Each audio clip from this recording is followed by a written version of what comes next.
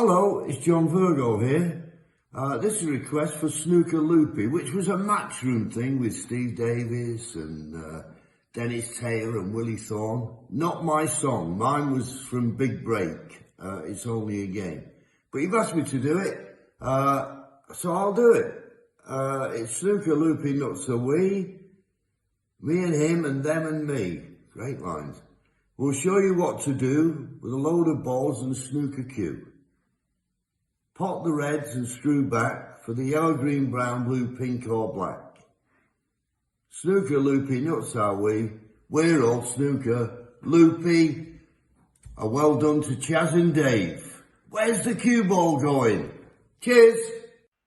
Hello and welcome to the Snooker Loopy podcast. My name is Tom Mayhew and I'm joined by my very good friend, is Joe, the Whirlwind Hannard. Good evening, everybody. Good evening, Hazel. Good evening, Tom. And we'll be hearing that very, very soon as the World Championship is coming up. And, it is officially April. It's Snooker Mayhem this month, or Snooker Mayhew, perhaps, is what we should say. I've genuinely had posts in the past where they've misspelt my surname as Tom Mayhem. Well, it does sort of suit you, to be honest. So. Well, there we go. I'll take that, mate. I'll take that. How you doing, mate? I mean, we're recording this the day before the Tour Championship final, and I was very happy to see that tomorrow Joe will be going to see Ronnie O'Sullivan against somebody, so you must be chuffed. I mean, it's quite a weird streak I've got going, actually. So it'll be my fourth live snooker event. The first one, I seen Ronnie. The second one, it was Ronnie and Mark Allen in the UK final. Then when I went to see, when I went to the Crucible last year, it was Mark Allen and Stuart Bingham.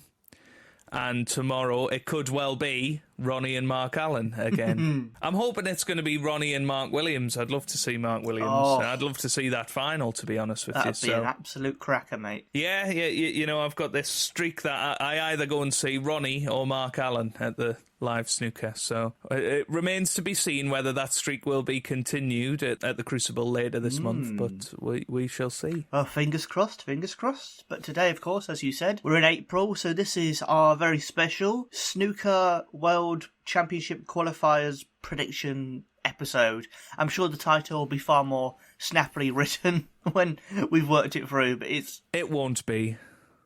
No. Who am I kidding? It'll be an absolute tip. But this is us predicting the World Championship qualifiers. Simple as that. Yes, well done. Thanks, mate. It looked like you'd finished your career there. That was it. Mic drop. End of career. You'd come out with that patter, and that was that. And you realised, what am I doing here at 10 o'clock on a Saturday morning? I just think I've done my time, mate. That's what I really felt at the end of that sentence. I was like... You're even being heckled by a bird on the roof, Tom. I don't know if you can hear that in the background, but there's genuinely a bird pecking on the roof at the moment in disgust at your delivery. I will say that bird's got incredible hearing if it can hear me through your headphones. Yeah, true. True that, yeah, you've got me there. But of course, World Championship qualifiers. We're back to the old format now, where it's tiered. They've done that for the last couple of seasons. All of the matches are best of 19 now. They obviously faffed around with best of 11s for a couple of years, didn't they? And only having best of 19 in the Judgment Day. But there's some interesting matchups, particularly in round one, and I think, you know, we've got the likes of Jack Lesowski and Neil Robertson in qualifying this year, and that's going to really, I think, shake it up a little bit, and we have the potential to have some big names missing out this year. Well, I don't know if you want to zoom in on any of those, but I mean, the big one that stuck out to me was in the same sort of section of the draw was Si Jiahui and Wu Yiza. Of course, Si got to the semi-finals last year. Wu Yiza also qualified, and now they're going to be against each other. So that's just what the draws can throw up. But shall we start with the very first section of the draw and try and pick who we think is going to go through? Should we go into that? Yes, of course. So, funnily enough, match one is Martin Gould versus Jimmy White, and we had the sad news on Friday night that Martin Gould is actually withdrawn, which he is in a race for tour survival, so he's out of the 64, so now not taking part in that. He's going to drop off the main circuit, and I would imagine that it probably means that that's him done as a professional. Like he's obviously had some health problems this season, which is obviously sad, and I'm not sure he's going to be coming back to Q school. So unless he gets one of those wacky wild cards, I don't think Martin Gould will be coming back. It does mean, though, happily, that Jimmy White has bettered his season ranking points in one walkover in the World Championship than what he's done all season. He had £4,500 won since the start of the season, and he's going to get 5,000 for the walkover against Martin Gould. So Jimmy has earned more this season by a match where he doesn't even have to turn up than he would have earned by entering about 20 tournaments. Well, he's flying in practice. I don't know if you've heard, Tom. He is flying in practice, so we will see. Maybe Jimmy's that bird who's pecking your house. Possibly. He possibly is. Or maybe he's got a few birds pecking at his roof. But no, it'll be an interesting one. I don't think he'll get much further. But Jimmy obviously through to round two, first player through to round two. In the other side of the section, you've got Ryan Thomason versus Liam Davis. Now, Liam Davis burst onto the scene a couple of years ago in the shootout, of course, and I think he'll fancy his chances in that first round match to get a win on the board and try and face Jimmy Robertson in the last 96, I think it is, after that. Yeah, it's the first round, like the last 112 or something weird like that, or 100, I don't know, 120? I don't know what it is. I think it's the last 148, I think, because obviously you've got the 16 or 144 or something, because you've obviously got the top 16 are just separate from this whole thing. So I think there's 128 players trying to qualify, but yeah, no, he'll fancy his chances. And obviously in the other section, Jimmy White will be playing Liu Hongyu, playing for a chance to play Jack Lazowski. I think that's a very tough opponent to come up against in round three. And waiting on the other side of the draw is Matthew Stevens. Ooh. So what are your thoughts there, Tom? Obviously we've got two players that have done a lot at the Crucible over the last few years. You know, Jack Lazowski and then Matthew Stevens, of course, two-time runner-up and I think 5-time semi-finalist, something like that. So, and always seems to qualify, doesn't he? Yeah, I was just about to say, because he's always one who... He's not been in the top 16 for a long time, but he's very good at the knack of qualifying. And Jack Lazowski is so, like, hot and cold. Yeah. Which Jack is going to turn up? That's the question. And also, will he be allowed back from Saudi Arabia after his antics over there in the Riyadh Snooker Masters? I hope he's going to be still playing in that costume when he turns up. Yes. No. But go on. I'll let you predict first, there, Tom, because I think it's a tough one. We're assuming.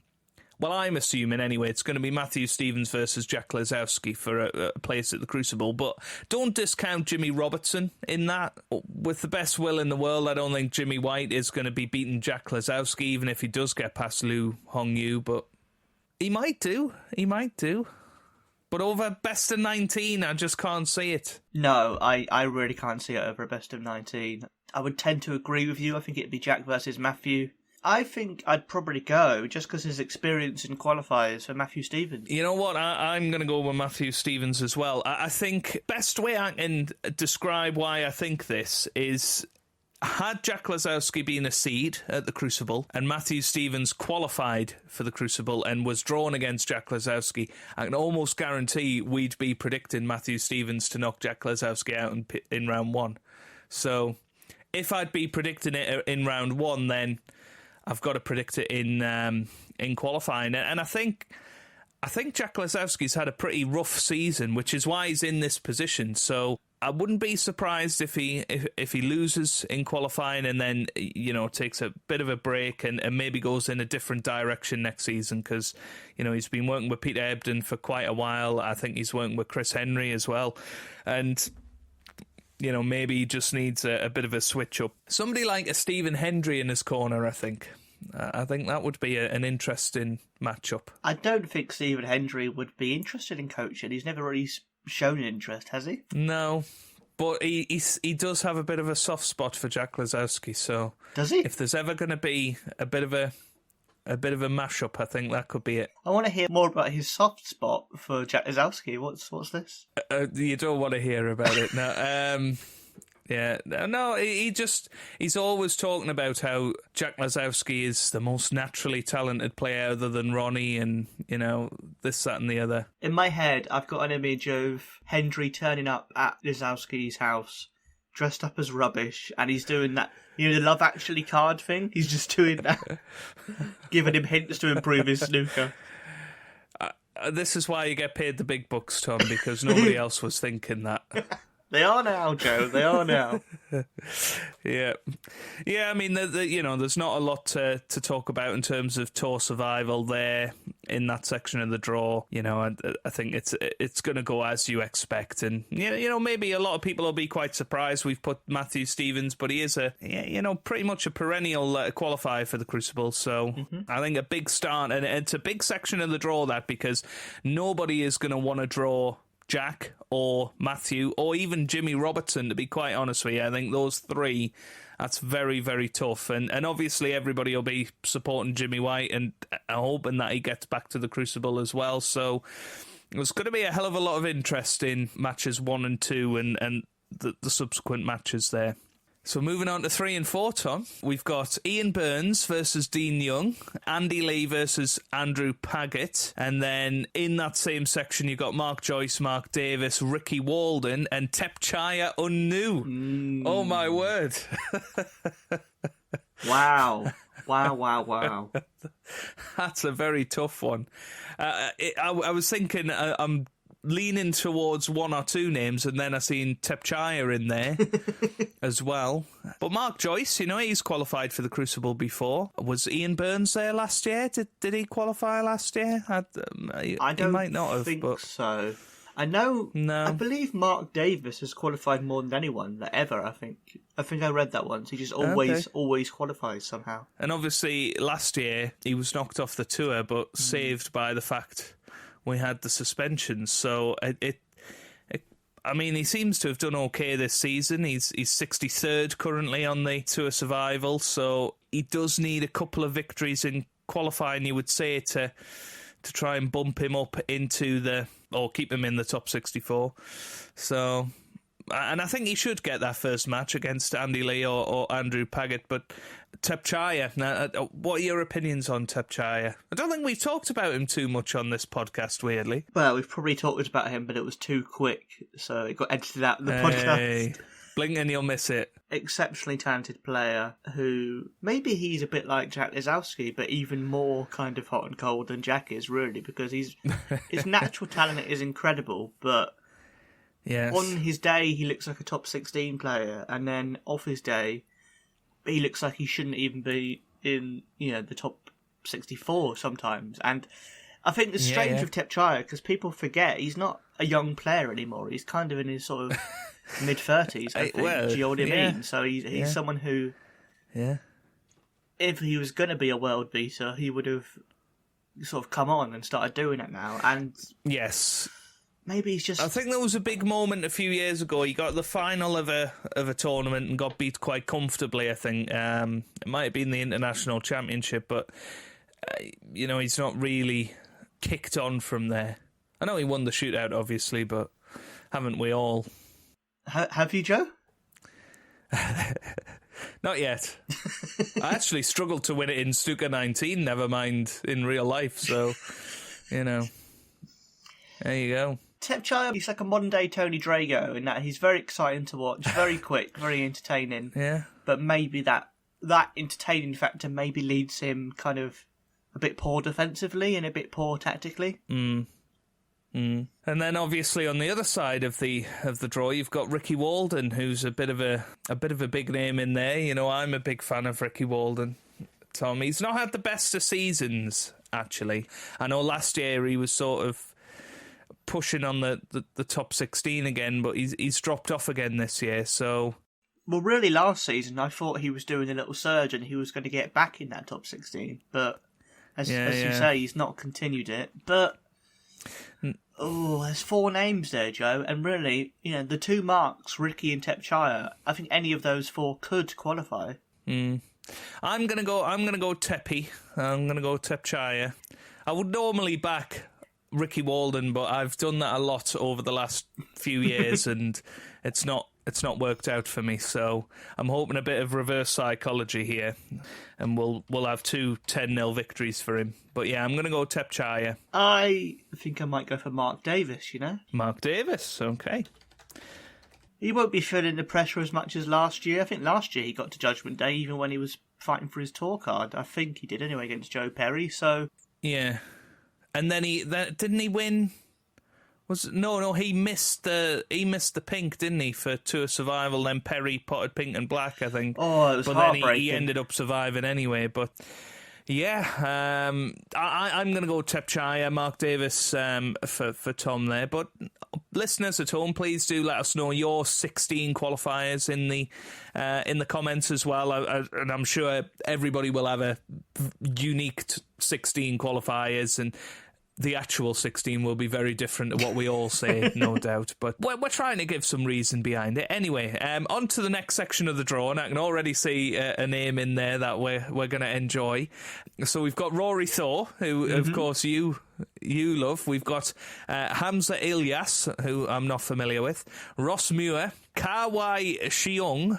Never heard of him. Sorry, Car. This is my best John Parrott impression. Yeah, I know. Then we've got David Grace. Gukang?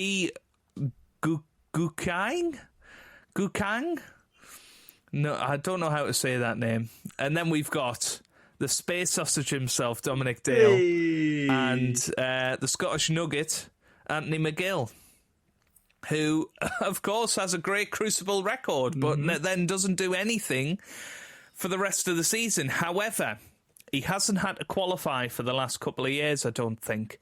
So that does make it interesting, I think, for Anthony McGill this time around. And he has had a really horrible season, it has to be said. So what are your thoughts on some of those players, Tom? Yes, well, thank you, JP. Really appreciate that. I'm going to... I mean, it's tricky because the way it's always organised is you do tend to go for the players at the end because they're the highest seeds. So you kind of expect it to be, dead against McGill because... Yeah. So Dominic Dale is on the 1 year list, believe it or not, number 29 on the 1 year list. And Anthony McGill is number 47. Actually, Gu Kwang, or whatever his name is, he's number 45 on the 1 year list. So he's actually higher on the 1 year list than Anthony McGill, which is interesting. I'm sure that happens elsewhere in the list as well. But Dominic Dale has had a good little season. He's had a few quarter-final runs that we've supported him through. And yeah, I think he'll be quietly confident, I think, of a Crucible return, and I'm not certain the last time that he was at the Crucible, to be honest with you. I certainly don't remember it. He was one of the players I went to see. He played Ronnie in 2011 when I went to the Crucible, so he has been there since then. I do hope you see him again in the second round, Joe. I really it would be hope amazing, so. Wouldn't it? Imagine Dominic Dale in the second round. That would make our year. Yeah, well, wouldn't it? I think I have to go for Dominic Dale just because we love the space sausage, and I'd love to see him get in his little ship and fly off to the Crucible again. I think that'd be lovely. Yeah, and you know what? I fancy him for it. It's not just for the comedy value. I think he's had a good season, and I tell you what, if he makes a Crucible, he's gonna. I mean, he's already ranked back at number 40 in the world. He'll probably jump up into the top 32 if he manages to get to the Crucible. So that's really nice to see. So both of us are going to go with the space sausage himself, Dominic Dale, and. Well, we'll probably die on that sword. Anthony McGill's going to be tough to beat, but... I am happy to die for Dominic Dale, Joe. I'm happy to die for him. We've got to back Dominic Dale. Right, anyway, into the next section of the draw. We have Alfie Burden versus Rebecca Kenner in round 1. We have Ibrahim Singh Chadha versus Yang Gao in the other round one. The winner of Alfie Bird and Rebecca Kenner will play Zhu Si, and the winner of the other match will play Zach Surety. I don't think that's how you pronounce it. I think I've seen it was Surety. Well, I've heard him called Surety. Yeah. But I've then heard also, him called that. Who knows with Rob Walker's pronunciations nowadays? Bing Chiao. Sometimes it feels like Rob Walker and Phil Yates are speaking completely different languages. And then we've got in the sort of seeded round, you've got Jamie Jones and Neil Robertson. Again, before we get on to Neil Robertson, Jamie Jones is a pretty good Crucible qualifier, so I think this could be an absolutely cracking side of the draw again. Alfie Burden versus Rebecca Kenner. Rebecca Kenner played really, really well in the mixed doubles last weekend. Whether she can do it over 19 frames against somebody as experienced as Alfie Burden, I don't know, but it would be really good. I think that'll be a televised match, and we'll get to follow that one. But you have to look at Jamie Jones and Neil Robertson, and what a blockbuster Judgment Day match that's going to be. You've got to say, Jamie Jones is a very talented player. You say that's going to be, Joe, but are we taking it as for granted that Neil? Well, not necessarily, but the potential of it, and Jamie will get through. Yeah, I think Neil will be okay. Neil's had a good run recently. He's had a couple of decent performances. I think had Juicy been on the other side, I'd have maybe thought, that's a potential banana skin. It's definitely a banana skin for Jamie Jones. Yeah, I think Neil's actually got a pretty good draw for him. Yeah, I think he should get to Judgment Day, and then it's all going to be about over 19 frames. Will he have the better of a Jamie Jones or a Zhu Si? And you would imagine he will, because he'll be particularly determined to qualify as well, having not had to go through the qualifiers since 2006, I think. So for most of the season, I wouldn't be sure about Neil, but I mean, literally the last tournament before the Tour Championship, I think he got to either the quarters or the semis. Yeah. So he seemed to be back playing his best. For a while, I thought he was going to win it and somehow get back in the top 16, to be honest. But so I think he seems to have found a little bit of form at the right time. So I think Jamie Jones has got a chance. Yeah. But I think you'd be a bit mad to bet against Neil, to be honest. I think you'd be mad to predict anyone other than Neil, but I don't think it would be a massive surprise if Jamie Jones beat him. I think it would be a massive surprise if anybody else in that section beat Neil Robertson over 19 frames. But Jamie Jones, you'd sort of go, okay, he's got the quarterfinal of the Worlds before. He's decent over distance, so you wouldn't be completely shocked. And it'll be interesting to see Neil Robertson play in the qualifiers, because he's always complained about how small the Crucible is, and those cubicles that they play in for the World qualifiers at is it Pons Forge, is that what it's called? Or is it the Institute? No, it's the English Institute of Sport, isn't it? Which I don't know if that's the same thing, but they have very, very small cubicles to play in, other than the TV table, which I suppose he will be on. But be interesting to see how he deals with it, I have to say. So I'm guessing you're going with Neil Robertson. I am going with Neil, and I've also read a few people on Twitter say that maybe if he has those qualifiers, he might be a bit more warmed up, and it might actually help him at the Crucible. Well, we have seen it in the past. Yeah, we've seen it with Ding, obviously, when he had to qualify in 2016 after a long time not having to do it. He got to the final. And Bingham got to the semis as a qualifier. So it can happen. Whether it will or not, I don't know. It all depends on who he gets drawn against. At the end of the day, if he gets drawn against Judd Trump or Ronnie, I can't see him beating them over 19 frames at the moment. If he gets somebody like Mark Selby or John Higgins, who are out of form, then there's every chance that he could at least get to the second round, if not the quarterfinal. So, yeah, we'll see how it goes. So, next section of the draw, we have got a little bit of smaller names, if you like, but players that have reached the Crucible before and certainly made headlines at the Crucible before. So we've got O'Sullivan, not that one, Sean O'Sullivan versus Bulshazoo Revesh, who I think you had in the shootout predictions. He did a very good one shot against Sean Murphy's 147. Andres Petrov, who has been on the tour a little while now. Ahmed Al Sayed, So, very big names in that first round. Who's playing those are James Cahill and Jamie Clark, who, of course, both caused massive upsets in the 2019 World Championships. Awaiting them in the sort of seeded round is Zhao Yulong and Jack Jones, who I believe both of them got to the Crucible last year. Obviously, Zhao Yulong has qualified a number of times. Jack Jones, was it Jack Jones last season that... Did he get through to round 2? I think he got through to the quarterfinals. Actually, Did he get through to the quarterfinal? Yeah, I think he went on an incredible run, Wow. and for a while, I think him and C were the sort of the big surprises where people were going, where have these guys come from?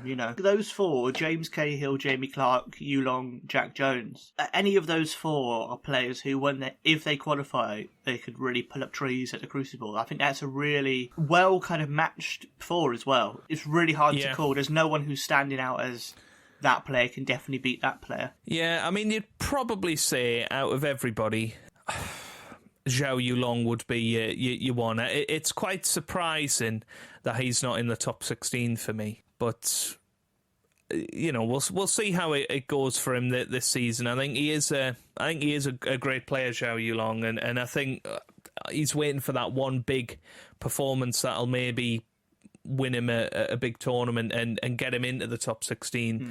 Whether it'll be this one, I don't know. I can't actually see James Cahill getting past him at all. But Jamie Clark, Jack Jones, that could be a cracker of a match.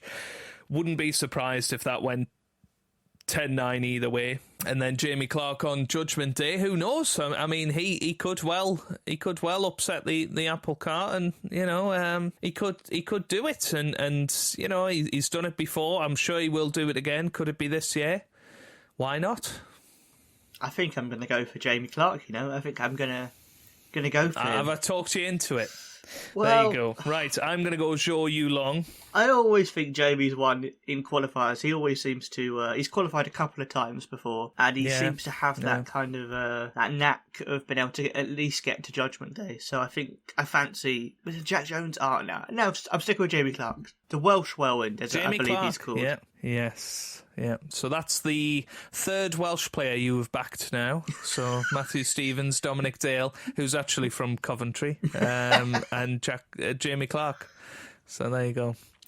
Right, into the next part of the draw, we've got Adam Duffy versus Mink. We've got Andrew Higginson versus Dwayne Jones.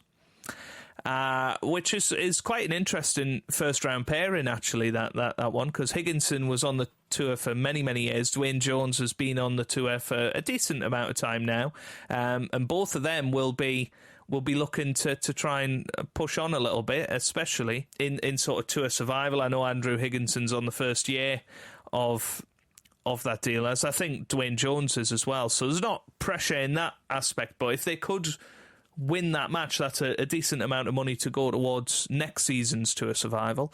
Then we've got Michael White, another Welshman for you there, Ashley Hugel, Stephen Maguire, and then Yuan Si Jun. I tell you what, the seeded players there, that's quite nasty, really, isn't it? Stephen Maguire and Yuan Si Jun. Either of them could quite easily qualify for the Crucible and get to the quarterfinals, so yeah, that's what you've got to think of here. And I don't really know what's happened to Maguire, because he's someone who, he's very, very, very good player on his day, but he's kind of fallen down and no one's really paid any attention to it. They've just gone, oh yeah, he's down there now. Like, I think it's because he's done it so often over the last few years, where he's just completely dropped off and without a trace almost. He'll drop into the 20s or 30s in the rankings, and he, for want of a better word, I don't think he's a top 16 player anymore, Stephen Maguire. A bit like Matthew Stevens, still very good on their day and could beat anyone in the world, but realistically, are they going to do that consistently anymore? And I don't think he can. But he's still young enough. What's crazy is Stephen Maguire, only really came onto the scene in the early 2000s. So if we look at the class of 92, for instance, he's quite easily got another 10 years at the top level. But I don't know, Stephen Maguire's an odd one because he could blow away the competition, or he could lose in the first match against probably Ashley Hugel, but I don't know. I don't think Yuan Si-jun has ever qualified for the Crucible, so that could be something to throw into the mix. And Michael White is obviously a player that does qualify quite a lot for the Crucible. Qualified as an amateur a couple of years ago, didn't he? So, do you know what? I think Yuan Si-jun, he's young, he's up and coming. This could be sort of a breakthrough for him. I think part of me is going to either Michael White or Yuan Si-jun, but I think I'm going to go for Yuan. Yuan Si-jun breaks your Welsh streak. Oh no, what have I done? Oh, I should have gone for Dwayne Jones. I knew it. Or Michael White, either of those. I'm going to go Stephen Maguire because I'm going to start to back what could be the best ever field of qualifiers to come to the Crucible. I'm starting to like the thought of this. I mean, we could have a last 32 that could look like, a quarter-final lineup. We really could, at this point. But yeah, I'm going to go on fire Maguire. We will see whether that comes true or not, or whether he'll be extinguished by Yuan Si-jun. Who knows? Right, anyway, on to the next section of the draw, and I can see a name in there that I think will... get you excited, Tom. Oh, my heart's already so pounding, Louis Joe. Heathcote My heart's in pounding. There. Yeah. Oliver Sykes, Stuart Carrington, again, a fairly perennial snooker Crucible qualifier. Then we've got Himanshu Jan, Oliver Lines, Liam Highfield, Stuart Bingham, and some player I've never heard of. Is it Elliot Slesser? Never heard of him, Tom. Who on earth is he? He's Accrington Stanley, apparently. Interestingly, when Elliot Slesser got to the semi-final of the Welsh, I noticed Darren Morgan kept calling him Celesser. Really? Elliot Celesser. Yeah. Why? Elliot Celesser. I don't know. He just was. I don't know whether it was an accent thing or it was just really weird. It just really started bugging me. But anyway... Obviously, the big name that we can see in there is Oliver Sykes. So that was no. Sorry, Oliver. If you're listening, which you're not, but if you are listening, I'm sorry. But there's some interesting names in there. Louis Heathcote's been talked about a lot over the years as being the next big thing. Stuart Carrington has qualified for the Crucible before. Liam Highfield, Oliver Lines. Both up and coming players that could do damage on the day. And Elliot Slesser's had a good season. Stuart Bingham is a former world champion. So there's a lot going on in this part of the draw here. And I tell you what, Stuart Bingham's got a bit of a challenge to get through that, in my opinion. Sorry, Joe, I wasn't even listening. My head was just going, Stuart Bingham. But no, he does have a bit of a challenge. Liam Highfield has qualified before for the Crucible. Bingham has looked very out of sorts this season. Slesser's probably the form player of that group, really. Absolutely. I mean, yeah, Slesser's got to be... Yeah, he's number 24 on the 1 year list, so... Which, fair play to him, he's had some really good performances. We'll see. Well, your heart and your head goes Stuart Bingham. Yes, it does, Joe. Yes, it does. Especially if you want this romantic 16 qualifiers that are going to be just as, well, not just as good as the seeds, but could be seeds. But I'm going to go a little bit out of the box here, and I'm going to go for Liam Highfield. No, Joe. No.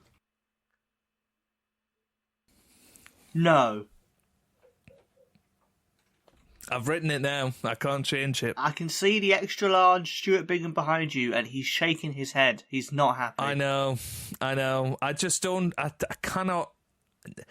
I just can't bring myself to it with Bingham and his form this season. I just don't see it, I'm afraid. He's number 57 on the 1 year list, Stuart Bingham. But he is a player who, I think there was 1 year he was close to dropping out to the top 16 and he had a good run at the Crucible.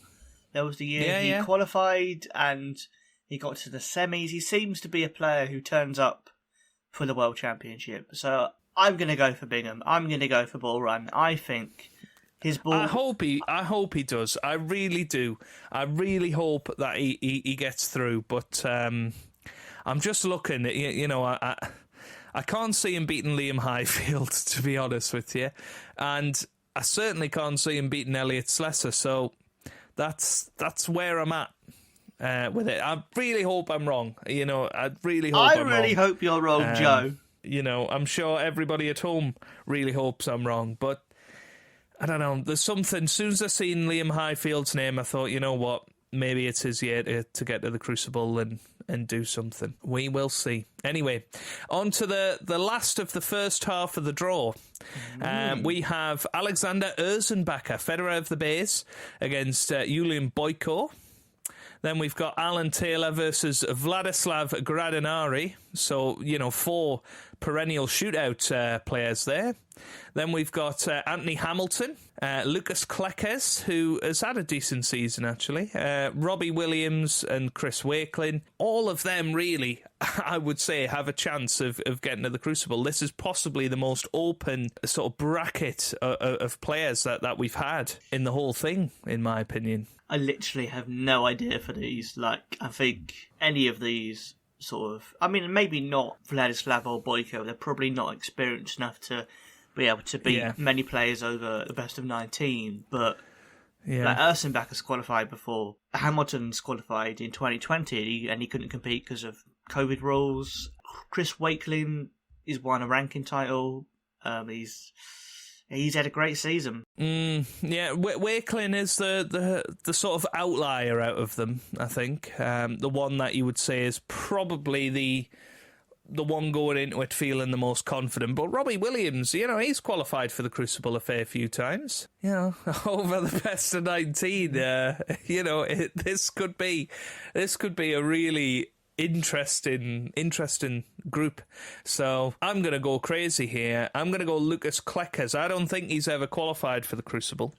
So I'm going to go Lucas Klekes just to... you've gone crazy there, Joe. You've lost your mind. Just to get... Yeah, which would mean out of the 7 and 8, I've gone Liam Highfield and Lucas Klekes. So, yeah. I fancy Judgment Day to be Anthony Hamilton against... I think it'll be the Sheriff of Pottenham, Anthony Hamilton, against Strictly Chris Wakelin. And I think Strictly Chris Wakelin... That's a hard... Strictly Chris... Why do I keep saying quiz? Strictly Chris Wakelin will manage to get through just so I can practice his name more and say it right for the actual Crucible draw. Yeah, there you go. You got there, though. You got there in the end. So Chris Wakelin is in the draw. Now, into the second half of the draw, we have got these names, a hell of a group here. Well, a hell of a group at the top there, and then quite an underwhelming one just underneath it. But we've got Marco Fu versus Baipat Shirapon, who I think won the Women's World Championship last year, didn't she? And then this year it was... I can't remember her name now. It's not Yu Delu. Who? Where did I get Yu Delu from? Is it not? Is that not her name, Yu Delu? It's not Yu Delu. Yu Delu was another player years and years ago. Yu Delu is a former professional. Oh my goodness, he's serving a 10-year and 9-month ban for match fixing. Yu Delu was one of the match fixers. Sorry. It was. Is it by?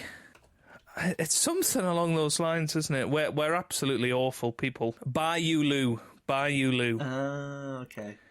Bai Yu Lu. So it's not Yu Delu. But I couldn't get that name out of my head. Bai Yu Lu is the current world snooker champion for women, I believe. But anyway, let's start that again, Tom. Let's start that again. So absolutely not, Joe. If we're keeping me saying Chris Wakelin in, we're keeping you. Chris Wakelin. We're keeping Chris you thinking you Delu as the women's champion. You were just bringing out your inner Brucey there, weren't you? Because it was Strictly. Yep. Didn't he do well? Will Marco Fu finish higher or lower, Joe? That's the question.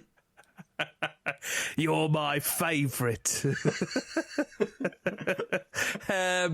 Right, Marco Fu versus Baipat. Then we have got Zhang Jun versus Amir Sarkosh. Then whoever wins the Marco Fu Baipat match plays Ken Doherty. Fan Zheng Yi is waiting on the bottom half there. Hossein Vafai is the seeded player in the top half, and Sam Craigie is the seeded player in the bottom half. That is, well, there's a lot of legends in there, to say the least. There's one name that I think will emerge as the favourite, but wow, Marco Fu and Ken in the same section. Bit of a shame, really, isn't it? I mean, because this could be big for Ken, because I think if he loses, he'll be off tour, and he's going to be hoping for Again, yeah. either an invitational or he'll be gone. Do you know what I mean? And I think this could be Ken's last match, sadly. Yeah, I think Ken's had a lot of talk recently of perhaps not enjoying it as much on the main tour, and I think he is really enjoying the senior side of it, and obviously he does a lot of commentary, he even commentates a bit for Eurosport now, here and there.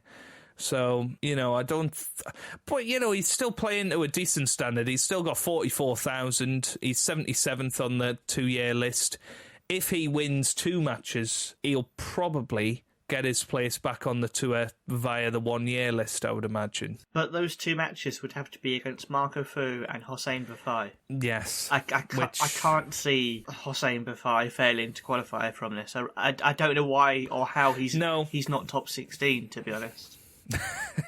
Yeah, it's crazy. I mean, the Milkman is still top 16, isn't he? And that's pretty crazy considering the season he's had. But Crafty Ken, yeah, I agree with you. It could be his last match. I think Marco Fu might beat Ken, and I actually think Marco Fu, with 2 match wins under his belt over best of 19, I think poses quite a big threat to Hossein Vafai.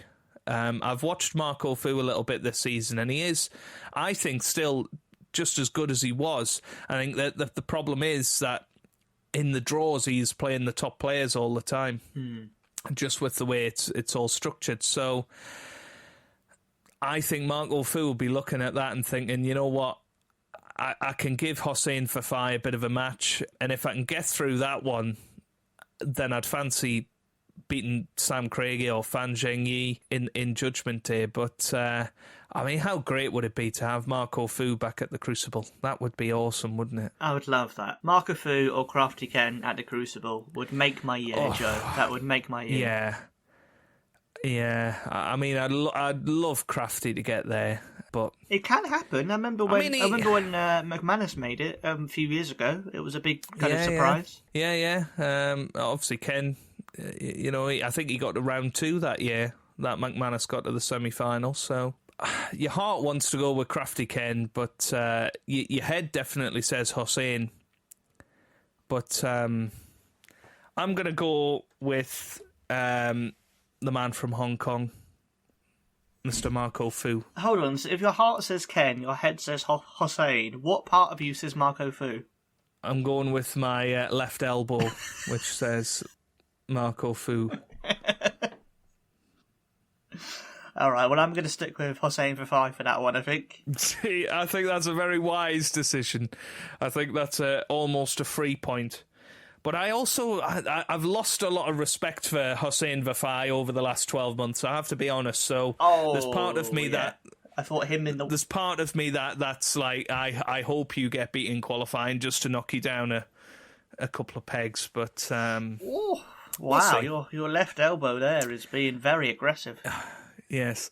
But honestly, I would just love to see Marco Fu back at the Crucible, almost more than I'd love to see Ken back. Obviously, for Ken, it would be sort of a last hurrah, but I think for Marco Fu, if he was to get back to the Crucible, I think that could really start him getting back up the rankings and hopefully seeing him a little bit more regularly at the back end of tournaments, because I think ultimately he's good enough to be a top 32 player. He's just had a lot of issues over the last few years, and his century count is still pretty good, so that's a sign to me that he's playing well. So I'm going to go for Marco Fu, because Marco Fu is actually number 40 on the centuries count this season, which, considering he's not won many matches, I think that's pretty incredible. Yes, going to go Marco Fu there. Into the next one, Tom. We have got Hamid Mia versus Hayden Pinney. Mohamed Asif versus Daniel Womersley. No idea. Sorry, Daniel.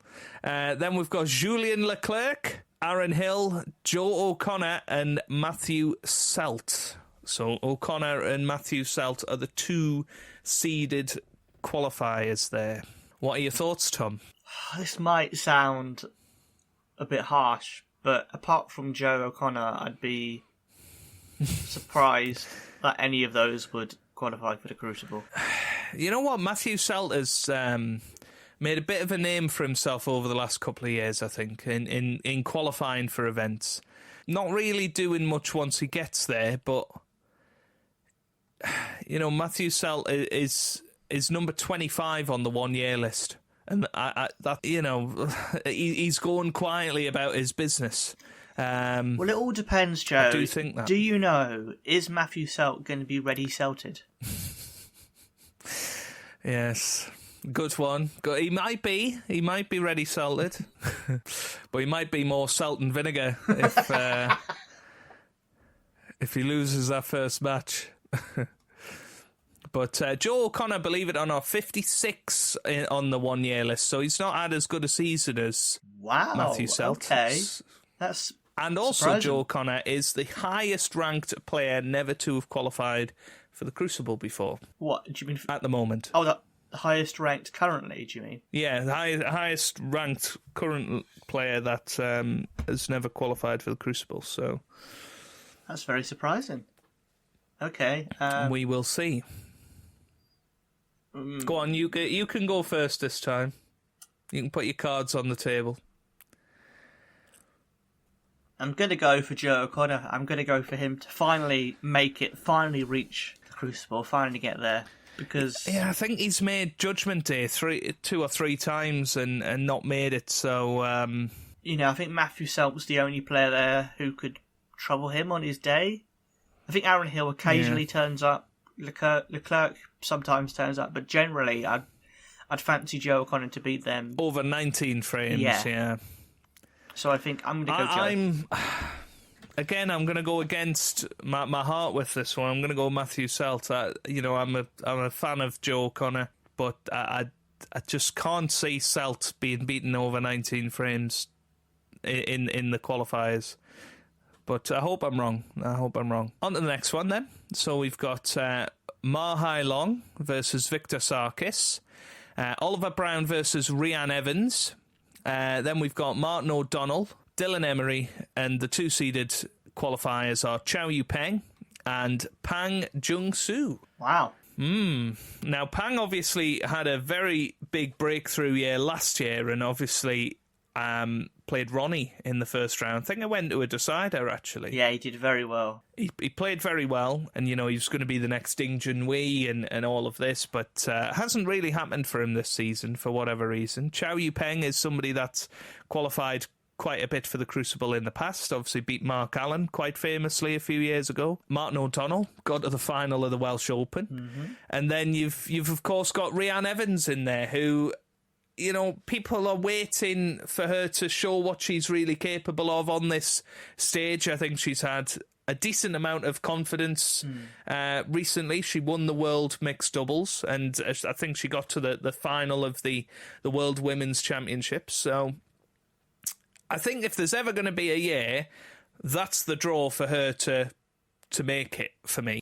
But that's not me saying I think she'll do it, but I really hope she wins a match this year. I think that would be really, really positive for the sport if Rhian Evans can win a match or two in the qualifiers. That would be good. Whether it will happen or not, I'm not too sure. She has beaten. Did she beat Robin Hull in the qualifiers? Yeah, and then took Ken Doherty to 10-8, I think. But that was before she was a professional. That's what I sort of don't understand, is that she actually performed better when she wasn't a professional, like when she took Shaun Murphy to 4-3 in the Champion of Champions one year. But, on the 1 year list, she's actually, hovering around where Jimmy White is on there. So, she's won a couple of matches, a bit like Jimmy White. So, if people are seriously saying, oh, Jimmy White could make it, or Liam Davis, for instance, he's only on 5,000, she's on 4,000. So, yeah, there's quite a few players really in and around her that you would say, okay, maybe you can give them a match. I think if she doesn't win the first match against Oliver Brown, I think people will start asking questions whether she should continue getting wildcards and stuff, because, Marco Fu is playing Pat. I don't think anybody is going to talk about that. Rebecca Kenner, I think, who was she playing? She was playing Alfie Burden, very experienced there. And Mink is playing Adam Duffy. So, again, very experienced, certainly in the World Championship qualifiers. So, for me, it's a big match for her. And I know she has been kicking herself at how she's been performed. So, I'm going to back Rianne to win a couple of matches in the qualifying this time around. In terms of who's going to qualify, I mean, you'd look at the Minister of Defence there and you'd think, he'll fancy his chances. But who are you backing to go all the way there? I'm going to go for a bit of a surprise pick. There's always someone who's really far down the rankings but has potential, who manages to get through, like Luo Honghao a few years ago, and I think he was ranked at 89 and he qualified. So I'm going to go for Ma Hailong to qualify. Oh, wow. There we go. This is why Tom gets the bigger salary from this podcast. Let's not pretend either of us get a salary from this podcast. We've lost a lot of money recording it. Have you seen the extra large Stuart Bingham? Oh, I'd love to back Rianne Evans, but I can't say I win in 4 matches, I'm afraid. I'm going to go Chow Yupeng. I just think, he's got a decent bit of experience in world qualifiers, and could do some damage in the draw, actually. On to the next one then. Quite a sad one, actually. We've got Fergal O'Brien playing Mustafa Dorgan, who I think I've backed him in the shootout before. We've got Long Zhu Hang and Sydney Wilson in the other match. Then we've got Graham Dodd, who is fighting Tour Survival, actually, Tom. He's 57th on the 2-year ranking. If he doesn't win a match, he's going to be in trouble for dropping off the tour. Come on, Graham. Former world champion. You've got Andy Hicks in there, again, former world semi-finalist. Jackson Page, who recently got to the semi-finals, I believe, at the World Open, having a good season. And Nopon Saingham, who always seems to qualify. So this is quite an interesting contrast. Fergal O'Brien playing in his last ever tournament.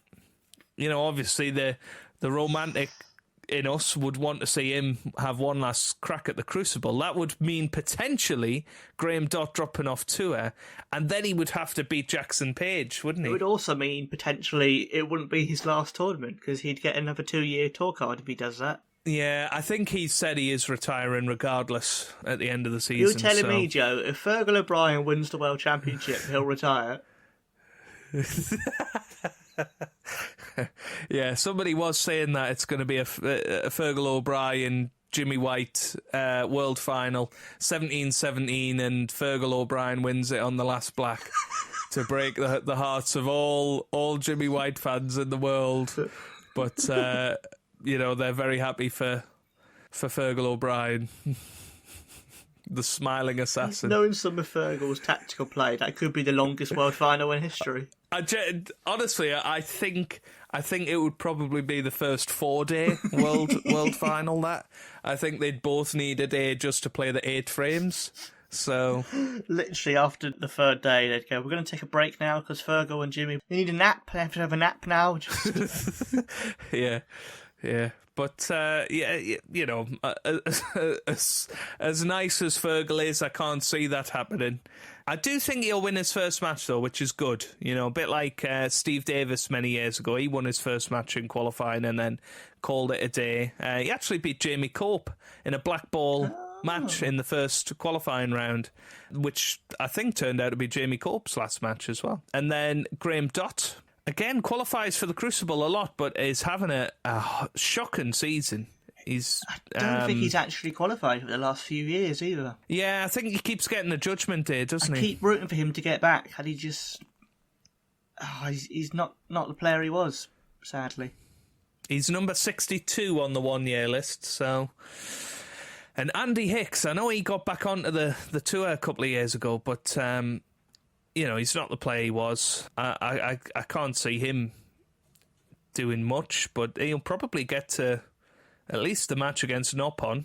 But yeah, out of that, until Jackson Page did well at the World Open, I'd have been backing Noppon every day of the week, I think. What are you going for? I think I probably know what you're going to do here. What could you possibly mean, Joe? You're gonna have the wishful thinking of Fergal winning that final in the last black. You know what? Just because this might... He's tempted, isn't he? Well, this I kind of feel bad for not choosing Ken for this same reason earlier, but just because it seems to be definitely the last time I'll be able to pick him, so I'm going to go for Fergal O'Brien, because why not? Why not? Fearless Fergal. Why not, indeed. Well, I'm going to go a bit more sensible with this one and just go Noppon. Boring. Hey, it's not the shootout, Tom. It's not the shootout. Anyway, we're into the final quarter. We're onto the final stretch, Tom. It's been a bit of a marathon podcast, this. Yeah, I don't know how you're going to edit this. Yes, we're into the last quarter, and we are starting with a cracker. Rod the Plod Lawler against Gong Chen Zi, and then we've got Stan Moody versus Mohammed Shahab. Waiting for them are Ben Mertens and Tiang Pen Fei. And waiting for them in the seeded round. As you mentioned before, alluded to, we've got Si Jiawei and Wu Yizhe. So how do you see that one going? Interesting bit of trivia about Mohammed Shahab. I was reading about him earlier because he's someone who... He had one season as a pro in about 1996. He then had another season as a pro in, I think, 2007. And then this year, he is in the qualifiers because he won one of the Q Tour events and he's going to have a 2-year tour card next year. Wow. Go on, Mohammed Shahab. And he's I think he's 48, so the age difference between him and Stan Moody is mad, but... Well... Yes, I think they're going to have to do a safeguarding check, aren't they, for Mohammed Shahab? I've never known a player in history sort of do one season in the 90s, one in the 2000s, and then 20 years later get back on tour. It's crazy. Well, I mean, the only one I can really sort of compare him to is Steve Mifsud, who we've talked about a lot on the... he always seems to get his 2-year tour card, but then never play a match. But anyway, that's an interesting group. Stan Moody obviously is going to get the headlines. I think we've talked about it before. I think Stan could genuinely be the Luke Littler of snooker. If he has a good run at one of the Triple Crown events, I think it could really start off a bit of a craze. I mean, we'll see. I think what Stan Moody is not necessarily got for him is, with Luke Littler, he's a very fast, punchy player. Just gets on with it. Stan's quite slow compared to a lot of the young players. So we'll see. Obviously, you'd have to be Tian Peng Fei, who again has got good Crucible experience. But in general, other than Si Jiawei there, who of course got to the semi-final last year and really should have got to the final, possibly should have even won it last year, will he be able to back it up with another visit to the Crucible? That's a big question for me. I mean, I'd be very surprised if C didn't get the better of Ben Mertens or Rod Lawler or Gong Shenjui, to be honest. I'd be very surprised. And it's just whether he can beat Tian or Wu Yizhe, I would expect. Semi-finals last year. It'd be mad if he didn't qualify, wouldn't it? Surely. I agree. I think he's a good player, and I think... actually getting back to the Crucible will do a lot of good for him in terms of getting over that defeat from last year. I think it will be Stan Moody in Judgment Day with him, though. Actually, I'm gonna back Stan to win 3 matches, and then it'll be him versus C, and I think C will get the better of him over 19 frames. Well, I hope C gets through, because I really enjoyed watching him play last year, and all I hope is that he doesn't draw Sean Murphy in the first round again. That's what I hope doesn't happen. So I'm assuming you're going for C. Yes, from yeah, that. I'm going to go for C for that one. Yeah. Yes, I've gone for C as well. On to the next one. We have got Jing Jai-ho against Michael Holt, who is going to be a professional again next year. Mm-hmm. Jensen Kendrick versus Bayu Liu, who we talked about before, the current women's world champion. We've got Daniel Wells and Ben Wollaston waiting for those, and our seeded qualifiers for this round are Liu Haishan and Jordan Brown. There's a name that we haven't talked about for a little while. Yeah, I don't really know what's happened to him, because he won a ranking title, and everyone thought... It doesn't seem to happen as often as people think, but people always think when someone wins one title, oh, they're going to go win more. But there's plenty of players who win just one title. So, but he's one who would you say he's the favourite? Or maybe even Michael Holt, you know?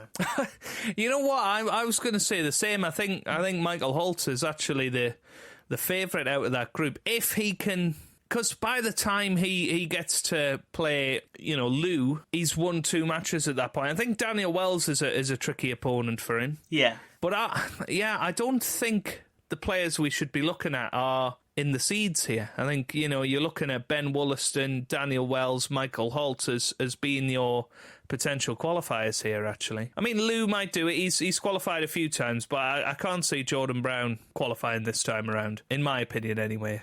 He's number 33 on the one-year list. He's not had a terrible season by any standard. I tell you what would be nice to see, though, is Bayu Liu win a match against Jensen Kendrick, perhaps. Getting through to the... if we can have a couple of female players winning their first match, that'd be really, really positive, I think, for the sport. So I'll back Bayu Liu to win a match, but I'm actually going to go for I'm going to go for Daniel Wells. I don't know what it is, but I don't know. Just seeing his name, and I thought, you know what, I'll back him. I agree. I think Bayu Liu could beat Jensen Kendrick just because she seems to be a real kind of future star of. Well, she already is a star of women's snooker, but I think she's already got the record for the highest break in the Women's World Championship. So she's probably going to be a massive talent. And I think she could beat Jensen Kendrick. I'm going to agree with that. And I think, though... Yeah. I'm going to stick with Michael Holt, he's got less pressure because he's not playing for a tour card. He's not playing for ranking points. That could be, something that relaxes him. And he comes back on tour in a big way. Yeah, absolutely. It could well happen. In terms of tour survival for any of these people... I can't. Jensen Kendrick is 104th. He'd need to qualify essentially to keep his tour card. I can't see anyone else in danger, so they must be on the first year of their tour card. Daniel Wells is. Why? Yeah, so he's in the first year of a 2-year tour card. He's actually on £55,000 this year. Where must he be in the 1-year list? Let's have a little gander at that. Yeah, Daniel Wells is number 43 on the 1-year list, wow. So he's actually having a decent season. Could be a good shout, then. Relatively. Yeah, we'll see. So you're going to go for Michael Holt. The Hitman, Michael Holt. The Hitman, who, of course, you've backed time and time again in Q School, haven't you? But he's always let me down every time. Always let me down. Yeah. Anyway, on to the next, or the penultimate group. We've got Liam Pullen versus Anton Kazakov. Peng Yisong versus whoever that is. I'll let you try and pronounce that one. Fet Malai. I believe his name's Manaswin Fet Malai Cool. There you go. Well done. His nickname is Quid. I heard that on Wikipedia the other day. Well, we know how trustworthy Wikipedia is, don't we? And then we've got Sanderson Lamb and David Lilly waiting for those, the Tyneside sausage. Then we've got Zhao Gudong and David Gilbert waiting as the seeds there. I mean, David Gilbert, that's, again, not a name we've talked about a lot recently. Some interesting roundups there. In terms of tour survival, David Lilly is right on the bubble. He's 64th at the moment. Ooh. So he needs to win a match to stay on tour. And Sanderson Lamb is 62nd. So again, he's going to need to win a match to keep his place on the tour next season. I fancy David Lilley to win a match. Sanderson Lamb could be in trouble if it's Liam Pullen, because he seems to be a good sort of upcoming young player. In terms of qualifying, in my head I'm going either David Gilbert or David Lilley. Oh, okay. You're not going Zhao Gudong? No, because I think I went for him in the shootout and I got burnt badly. I remember these things, Zhao. I remember these things. So I'm going to go... Do you know what? Just because it'd be an amazing story. David Lilley, he's never qualified for the Crucible.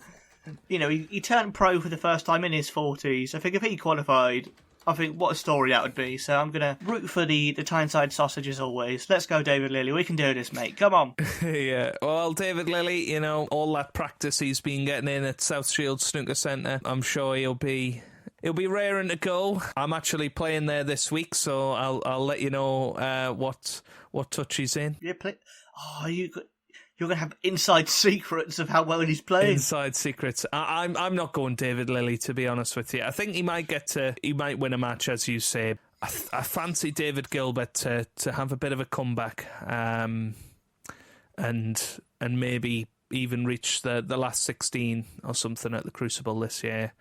He's never quite got over losing that semi-final, has he? No, I really thought many years ago when he finally won the ranking title, it might have, spurred him into life. But he just seemed a bit like a... Well, it was the Championship League, wasn't it? Yeah, but it still counts as a ranking. I think it still counts as a ranking title. It does, but I feel like it doesn't have the same impact as winning an international championship like Zhang Anda did, for instance. We'll see. I hope he gets back, because he's a good player to watch and he's a good personality to have around on the tour. So yeah, but you've gone David Lilley, I've gone David Gilbert. Oh, there you go. David versus David.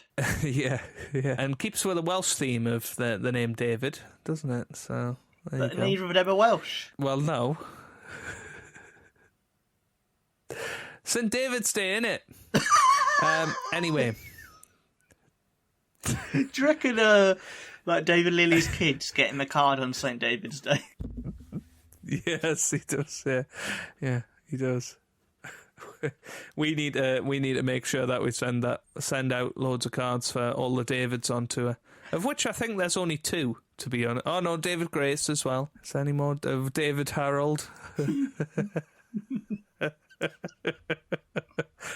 That's very Bring back Dave Harold. That's very formal. Mark Davis. Dave. Mark They can't Davis. have Davis. No, we can't have that. Typo. Right, anyway. You may as well have the Edgar Davids. I was just about to say you may as well say Edgar Davids. Anyway, on to the final group. We have got Mohammed Ibrahim versus Peter Lyons, Ashley Carty versus Liam Graham. Waiting for them, we've got Scott Donaldson and John Astley. But waiting for them, wait for this, Tom, we've got Joe Perry and Ryan Day. Wow. As the seeds there. One of them is not going to qualify for the Crucible. Oh, my word. And by the way, as it stands, Ryan Day is 16th on the end of year ranking list. So, like, he will be in the top 16 as it stands after the World Championship. I mean, how can you not back someone who's basically a top 16 player then? That kind of makes it a bit of a easy choice. Surely it'll be Ryan Day. Surely it'll be Ryan's day, which is what they like to say when he wins. They say it all the time. And it keeps with a Welsh theme, so, you know. Oh, God, why? No, maybe I shouldn't go for him. Maybe I should go for Mohammed Ibrahim. He's not Welsh. Okay, I'll write that down. No. Let's not be too hasty, Joe. Okay. No, I am going to go for Ryan Day because I want to win. So, Ryan Day. Yeah, I'm going Ryan Day as well. Joe Perry, unfortunately, I think we're in the last couple of years of seeing Joe Perry as a professional. I think he's been sort of propped up by that Welsh Open victory a few years ago that got him later entry into some tournaments, and I think next year we could be talking about him dropping off the tour, but I hope not, because I am a big fan of Joe Perry, not Joe McElderry. I was thinking of Joe McElderry for a second there. Funnily enough, he's from South Shields as well, so there you go. There's your fun trivia. I often think of you, Joe, as snooker's Joe McElderry. Thanks. John Astley is 78th, looking like he's going to drop off the tour. Mm-hmm. I don't think anyone else in that section is in danger of dropping off. So, yeah, I mean, that rounds it up then, Tom. I'll run everybody through our 16.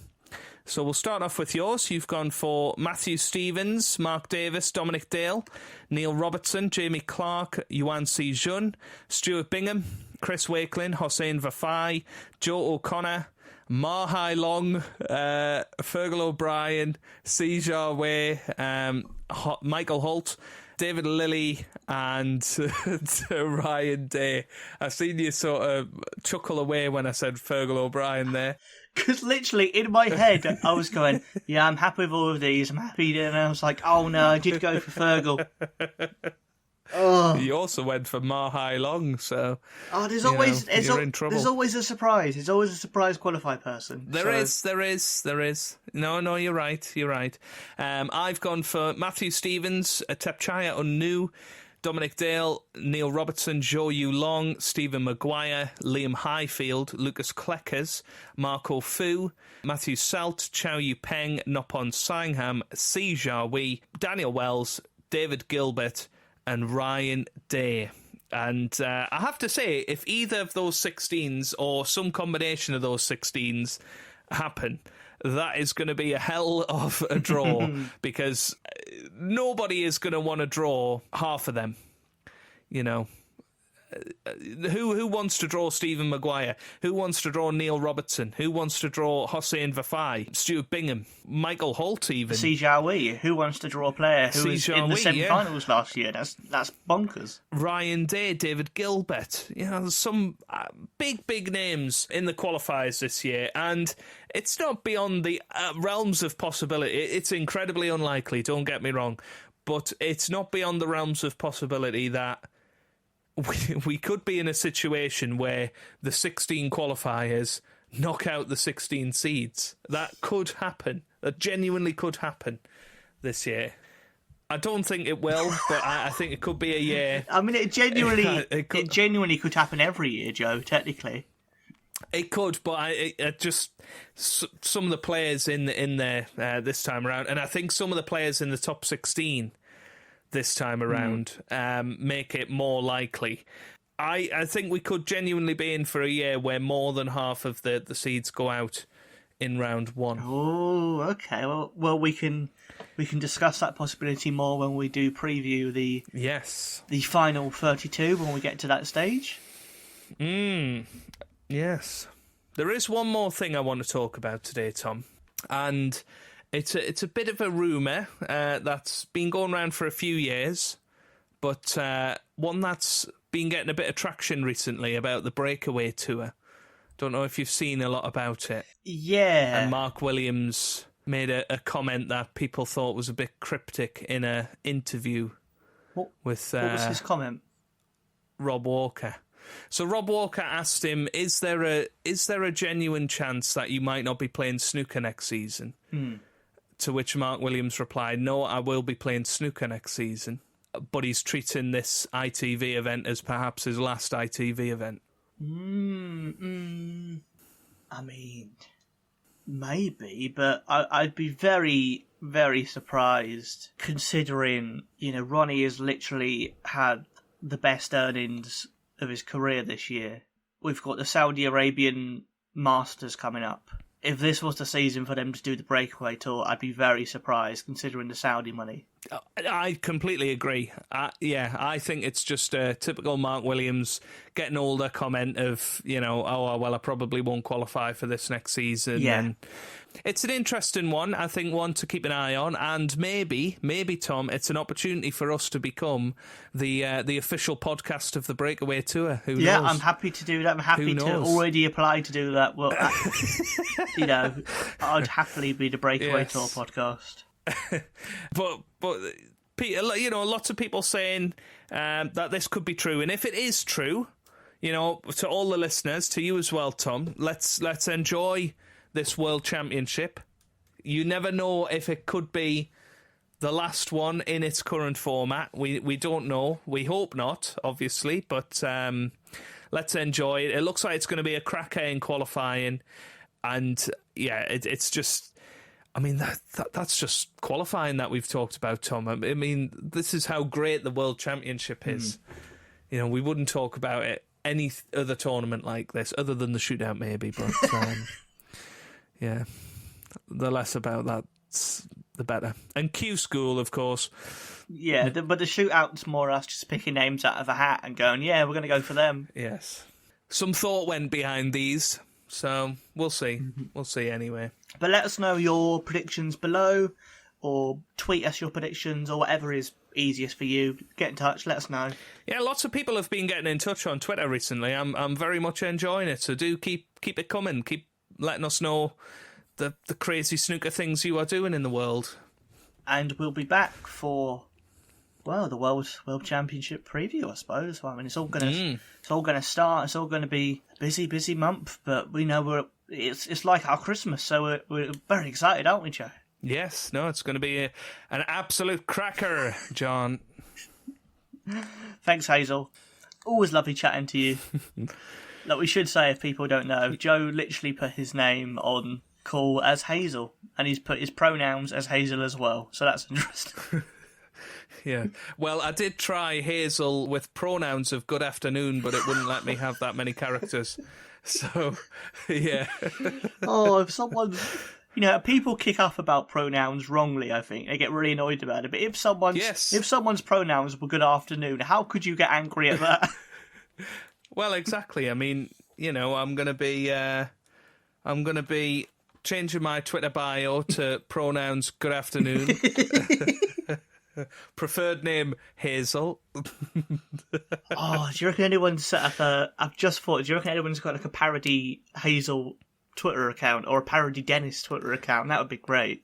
You know what? I don't think they do, but it's going to appear in the next week, and I'm going to have a number one prime suspect of who's going to have made it. I'm going to edit this bit out so no one knows it's me. No one's going to know. It's going to be fine. Yeah, lovely chatting to you as always, mate. Enjoy the final tomorrow. You too, mate. Yes. Should be a cracker.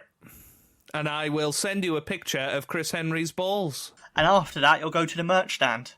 Yes. Yeah. And then I'll go to the bar. But yeah, do you think Ronnie will do it tomorrow? I think if he's playing Mark Williams, definitely. Mark Allen, 75-25, yeah. Okay, here we go. So. Well, everyone can play Spot Joe, of course, at the final. And we'll catch you very soon.